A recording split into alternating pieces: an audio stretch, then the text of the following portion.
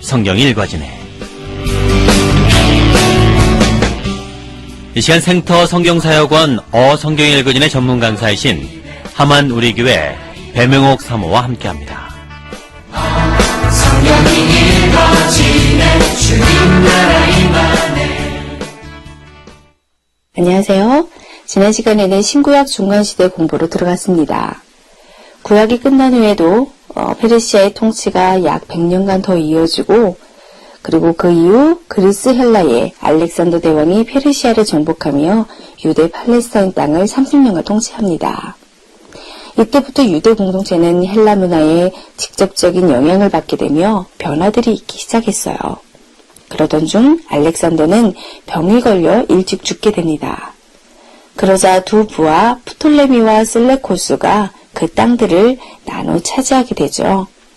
프톨레미는 이집트 지역을, 셀레코스는 바벨론 지역을 차지하는데, 이 두 사이에 있던 유대 팔레스타인 땅을 프톨레미가 먼저 차지하여 다스리게 됩니다. 그러다가 프톨레미 2세 때에는 구약 성경을 헬라어로 번역하라고 명령을 합니다. 이 번역본을 70인경 또는 70인역이라고 불러요.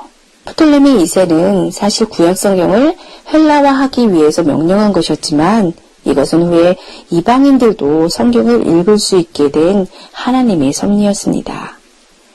프톨레미 왕조가 팔레스타인 유대 땅을 다스린 지 100년이 지나고요.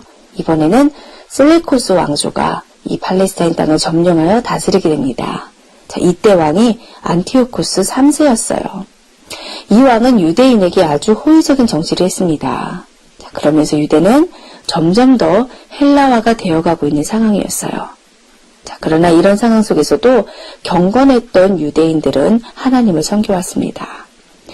그런데 위기가 닥칩니다. 안티오코스 4세, 즉 에피파네스에 이르렀을 때에 유대인을 잔혹하게 핍박하는 정책으로 돌아서요. 지금까지는 선왕들이 정복민들에게 호의적이었는데 이 왕은 태도가 변한 거예요. 그래서 중간기 역사 중에 아주 중대한 사건이 일어나게 하는 장본인이 됩니다. 그의 핍박을 대항해서 유대인들이 투쟁을 하게 되는 건데요. 그 결과 유대의 독립을 가져오기 때문이에요. 이것이 마카비 전쟁입니다. 이 안티오코스 4세가 유대인들을 핍박한 데에는 이유가 있었습니다. 그의 선왕 안티오코스 3세는 그 당시 점점 무서운 속도로 세력이 확장되고 있던 로마와 자꾸 격전을 했는데 결국은 패하게 되었어요. 그로 인해서 막대한 조공을 로마에 바쳐야 하는 신세가 됩니다. 돈이 많이 들어가는 거지요. 그래서 피정복 국가로부터 세금을 뜯어내고요. 가진 방법으로 돈 되는 것을 갈취할 수밖에 없는 악정을 하기 시작했어요. 그런데다가 로마의 조공을 바치게 된 상황뿐만 아니라 이집트의 프톨레미 6세도 다시 유대 팔레스타인을 찾고 싶어서 계속 위협하고 있는 중이었습니다. 그러다 보니 안티오코스 4세는 우선 내정을 정돈해야 되겠다고 생각하고 정복국들을 헬라라는 구심점으로 통일시키려고 했어요. 그래서 우선 종교적으로 헬라의 신들, 그리스 신화 아시죠? 그 신들을 섬기도록 강권하기 시작했어요.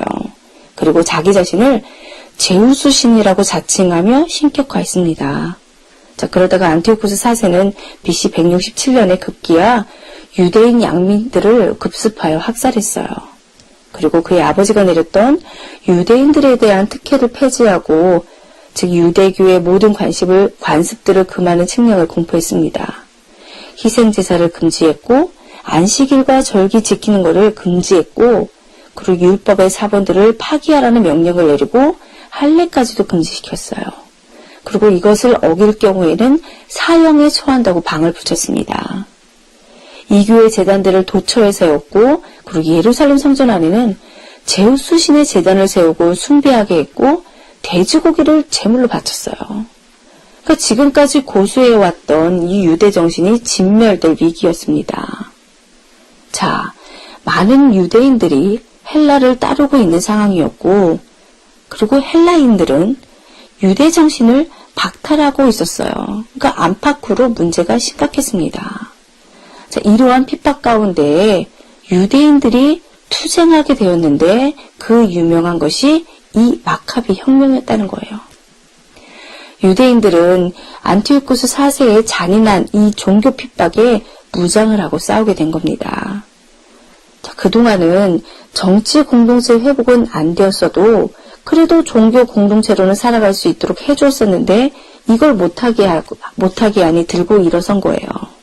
그래서 이때 율법과 언약에 굉장히 열심히 했던 제사장 가문에 속한 마따디아라는 사람이 그의 아들들과 함께 이 탄압에 대항하여 투쟁합니다.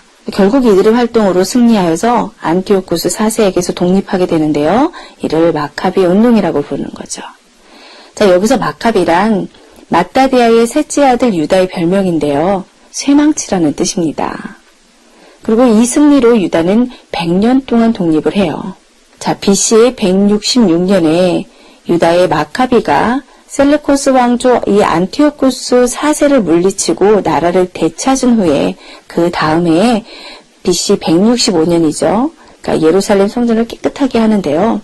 바로 이를 기념하는 명절이 신약에도 나오는 수전절 하누카입니다.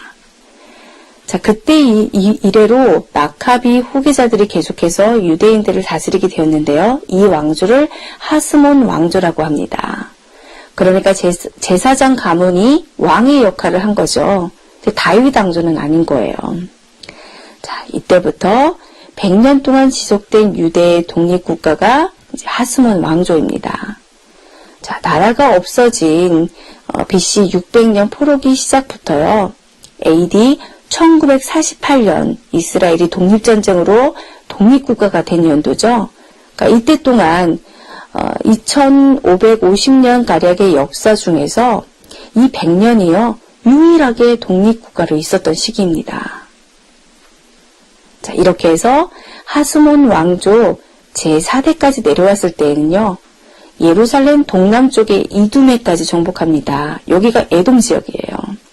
그리고 이렇게 정복한 이 에돔 지역 이두메를 다스리기 위해서 총독을 두었는데 그 사람이 안티파스라는 사람입니다. 본래 에돔을 다스리던 왕이었어요. 그런데 바로 이 사람이 누군지 아세요? 예수님을 죽이려 했던 대헤롯 있죠? 그 헤롯의 할아버지입니다. 자, 이렇게 해서 유다 역사에 헤롯 가문이 등장하는 거예요. 자, 그런데 이 헤롯 가문이 후에는 점점 이 로마 세력이 커진다는 정세를 파악해요. 그리고서는 친로마 정책을 펴니다. 그러다가 로마를 등에 업고 하스몬 왕조에 반역을 해요. 그리고 나중에는 로마와 손을 잡고 이 헤롯 왕조가 후에 유대의 왕자리까지 빼앗아서 왕이 되잖아요. 유대인들이 에돔을 다스렸었는데 후에 예수님 당시 때에는 이 헤롯이 유대를 다스리는 거예요. 거꾸로요. 그러니 헤롯 가문은 유대인이 볼 때 반역자인데 그 밑에 복종해야 하는 기가 막힌 관계가 되는 거예요. 자, 이렇게 해서 예수께서 탄생하시는 그 시각에 유대의 왕으로 에돔 사람 헤롯 대왕이 있었고 그 위에 로마라는 큰 지배 세력이 버티고 서 있게 된 것입니다. 그리고 유대인들은 이중 지배 구조의 압제라는 틀 속에서 고통을 당하게 되고요. 자, 이렇게 100년의 독립을 얻어낸 유다 마카비 혁명의 역사는 앞으로 전개될 신약시대의 정치 구조에 큰 영향을 끼칩니다. 자, 왜냐하면 이렇게 어떻게 신약에 헤롯 가문이 등장하게 되는지 그 연고를 말해주기 때문이에요. 자, 마카비 시대와 관련되어 탄생되는 헤롯 왕조의 가문을 이해해야 신약 시대의 정치 판도가 보이기 시작합니다. 자, 다음 시간에는요, 마카비 혁명으로 열린 이 100년의 마카비 시대 때를 조금 더 이해해 보고요. 그 뒤에 등장하는 로마, 그리고 그 속에 얽혀있는 헤롯 가문 이야기를 공부하고 중간사 공부를 마치겠습니다.